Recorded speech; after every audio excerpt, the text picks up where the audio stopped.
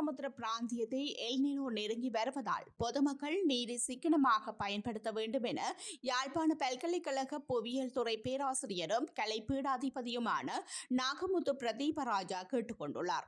பெண்கள் வாழ்வுரிமை சங்கத்தின் ஏற்பாட்டில் எல் நினோ காலநிலை மாற்றம் தொடர்பான விசேட விழிப்புணர்வு செயலமர்வில் கலந்து கொண்டு உரையாற்றும் போதே அவர் இவ்வாறு குறிப்பிட்டுள்ளார். வெப்ப தாக்கத்தின் காலப்பகுதி தொடர்பாக அவர் கூறுகையில், மத்திய பசிபிக் பிராந்திய கடற்பகுதிகளில் இருந்து இந்த சமுத்திர கடல் பிராந்தியத்திற்கு ஊடுருவியுள்ள எல் நினோ ஜூலை மாதம் தொடக்கம் அக்டோபர் மாதம் வரை அதிக வெப்ப தாக்கத்தை ஏற்படுத்தும் மற்றும் வேகமாக பரவும் கடல் வெப்பம் நிலத்தினூடாக வெப்பம் கடத்தப்படுவதை விட 16 மடங்கு வேகமான நீரின் ஊடாக வெப்பம் கடத்தப்படுகின்றது.